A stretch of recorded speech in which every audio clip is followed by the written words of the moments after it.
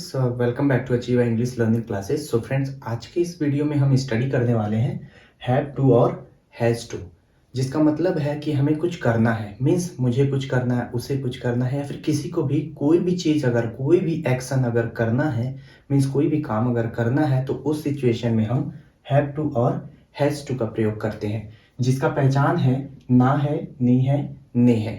कुछ एग्जाम्पल देखेंगे, उससे पहले हम स्ट्रक्चर देख लेते हैं। स्ट्रक्चर में सबसे पहले आपको यूज करना है सब्जेक्ट, फिर उसी सब्जेक्ट के अकॉर्डिंग आपको हैव और हैज यूज करना है, फिर टू लगा के V1 ऑब्जेक्ट और आरपी यूज करना है। ठीक है, ये बात हो रही है स्ट्रक्चर की। अब हम हैव और हैज टू की बात कर ले, मीन्स हैव किसके साथ लगेगा और हैज किसके साथ लगेगा। तो मैं बता दूं कि हैव हैज का कॉन्सेप्ट एक प्रेजेंट परफेक्ट होता है, जिसमें हम आई और वी दे के साथ हम हैव का यूज करते हैं और ही सी इट सिंगल नेम के साथ हम हैज का यूज करते हैं। सेम वही चीज़ है, मीन्स अगर आपको प्रेजेंट परफेक्ट टेंस क्लियर है तो आप हैव और हैज का यूज करना अच्छे से जानते होंगे। तो यहाँ पर देख सकते हैं आई वी यू दे के साथ हमको हैव लगाना है, ही सी इट सिंगल नेम के साथ हमको हैज लगाना है, फिर टू और V1 ऑब्जेक्ट आरपी यूज कर देना है। ठीक है, यहाँ पर कुछ एग्जाम्पल्स हैं, जैसे मुझे आपसे कुछ पूछना है, उसे किसी से अभी मिलना है, उसे अभी के अभी यहाँ से निकलना है। हम बोलते बोलते बोल देते हैं कि मुझे तुमसे बात करना है, मुझे तुमसे माफ़ी मांगना है, उसे यहाँ से कहीं दूर जाना है, मुझे अभी के अभी बस पकड़नी है। मीन्स बहुत सारे ऐसे सेंटेंस कि मुझे ये करना है, वो करना है। इन सभी सेंटेंसेस को ट्रांसलेट करने के लिए हमको हैव टू और हैज़ टू का ही यूज करना होता है। ठीक है, चलिए ट्रांसलेशन करते हैं। मुझे आपसे कुछ पूछना है, आई हैव क्यों लगा, क्योंकि हैव किसके साथ जाएगा, आई और वी और दे के साथ। ठीक है, और यू के साथ भी। तो आई के साथ हैव के बाद टू, आई हैव टू। अब इसके बाद से V1 क्या है, कुछ पूछना, मीन्स पूछना, आस्क। क्या करना है, पूछना है कुछ, मीन्स समथिंग। समथिंग के बाद एक और ऑब्जेक्ट आ रहा है क्या, आपसे, मीन्स टू यू। कंप्लीट बन रहा है, I have to ask something to you. बात क्लियर हो रही। इसके बाद से एक एग्जांपल और है, उसे किसी से अभी मिलना है, मीन्स उसे, लड़का है तो ही लगाएंगे, लड़की है तो सी लगाएंगे। ही के साथ क्या लगता है, हैज। क्या, ही के साथ हैज, फिर क्या लगा देंगे, टू। He has to. यहां तक बात क्लियर हुई। अब V1 देखिए, मिलना, मिलना को मीट, मीट के बाद ऑब्जेक्ट किससे, किसी से, विद समवन। ठीक है, विद समवन। अब इसके बाद से आरपी क्या आ रहा है, अभी, मीन्स अभी। अभी को क्या बोलते हैं, नाउ। ये बात क्लियर हो गई। तो यहां पर आप देख सकते हैं कि हैव और हैज टू का यूज कैसे किया जाता है। बात क्लियर हो रही। लास्ट एग्जांपल देखिए, उसे अभी के अभी यहां से निकलना है, उसे अभी के अभी यहां से निकलना। उसे मीन्स सी, मैं लड़की मान रहा हूं इसलिए सी लिख रहा हूं। सी के साथ भी क्या लगता है, हैज टू। बात क्लियर।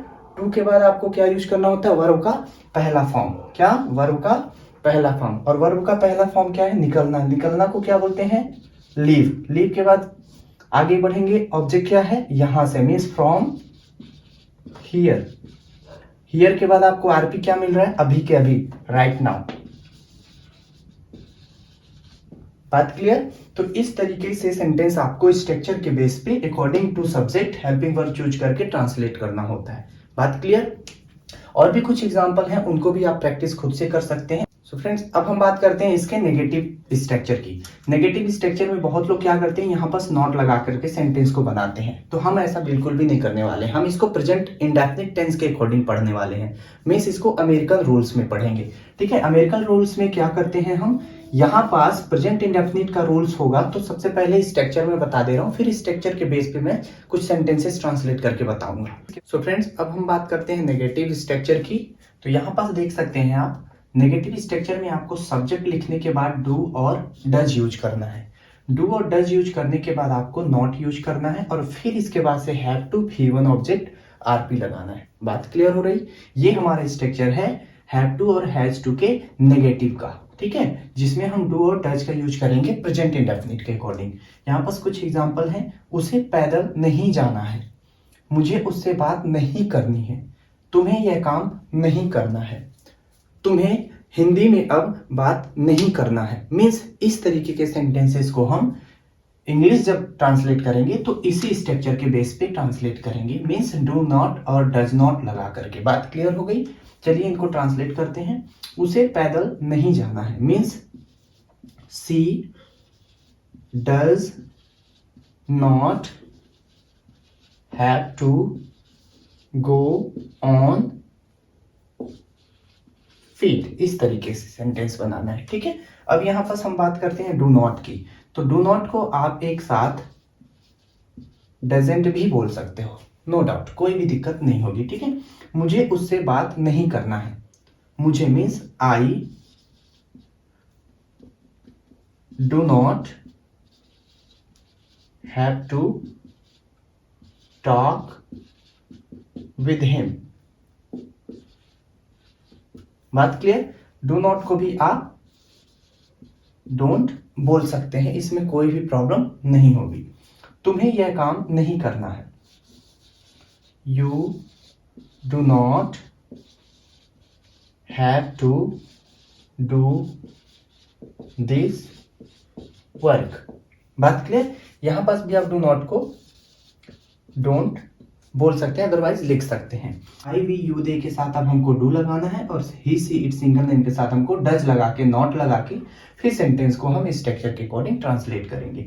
यहाँ पास कुछ एग्जांपल मैंने ऑलरेडी बता रखा है, ठीक है। बाकी अगर कहीं भी अगर आपको डाउट हो तो आप मेरे से कमेंट बॉक्स में कमेंट करके पूछ सकते हैं। और रही बात इंटेरोगेटिव की, तो इंटेरोगेटिव में आपको ज़्यादा कुछ नहीं करना होगा। अब आपका हेल्पिंग वर्ब जो डू और डज है, इसी को आपको फर्स्ट में यूज करके फिर सेंटेंस को ट्रांसलेट करना होगा। तो फ्रेंड, इंटेरोगेटिव सेंटेंस बनाने के लिए आपको सबसे पहले फॉर्मूला यूज करना होगा, मीन्स स्ट्रक्चर, जिसका स्ट्रक्चर होगा do does plus subject have to V1 object RP plus question mark. कुछ एग्जांपल है, जैसे क्या तुम्हें उससे बात करना है, do you have to talk to him. क्या तुम्हें अंग्रेजी सीखना है, do you have to learn English. क्या उसे व्रत रखना है, does she have to keep fast. इस तरीके के सेंटेंस आप इंटेरोगेटिव के स्ट्रक्चर के अकॉर्डिंग बना सकते हैं।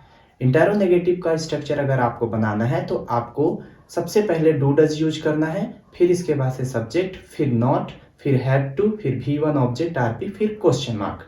कुछ इसके भी एग्जाम्पल देखिए, जैसे क्या तुम्हें उससे बात नहीं करना है, do you not have to talk to him.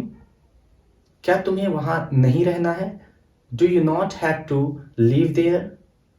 क्या उसे पूजा नहीं करना है, does she not have to worship.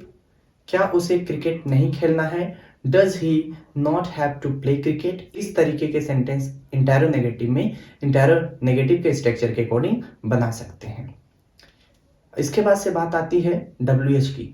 WH का मतलब होता है डबल इंटेरोगेटिव सेंटेंस, मीन्स इसमें इंटेरोगेटिव सेंटेंस होने के साथ साथ WH वर्ड भी होता है। सो फ्रेंड्स, WH स्ट्रक्चर अगर आप बनाना चाहते हैं तो सबसे पहले आपको याद रखना है कि जो इंटेरोगेटिव का स्ट्रक्चर है उसके जस्ट पहले अगर आप WH वर्ड ऐड कर देते हैं तो वो WH का structure means double interrogative structure बन जाता है। जैसे कि आप स्क्रीन पे देख सकते हैं, यहाँ पास WH वर्ड है, फिर इसके बाद से पूरा कंप्लीट इंटेरोगेटिव स्ट्रक्चर है, ठीक है। कुछ एग्जाम्पल अगर बोलना चाहते हैं, तुम्हें क्या करना है, what do you have to do. तुम्हें कहाँ जाना है, where do you have to go. तुम्हें किससे बात करना है, to whom do you have to talk. इस तरीके के सेंटेंस आप WH स्ट्रक्चर से बना सकते हैं।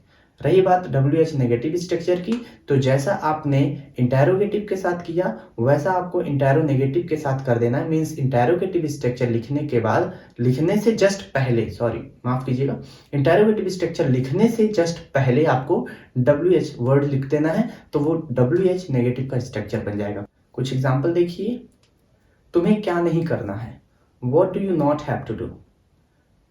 तुम्हें कहाँ नहीं रहना है, where do you not have to leave. इस तरीके से सेंटेंस आप हैव टू और हैज टू के बना सकते हैं और अपने स्पीकिंग को इम्प्रूव कर सकते हैं। फ्रेंड्स, अगर आप इस चैनल पर नए हैं तो आपसे रिक्वेस्ट है, हम्बल रिक्वेस्ट है कि आप प्लीज इस चैनल को सब्सक्राइब कर दें ताकि हमारे सारी वीडियो के अपडेट आपको टाइम टू टाइम मिलती रहे।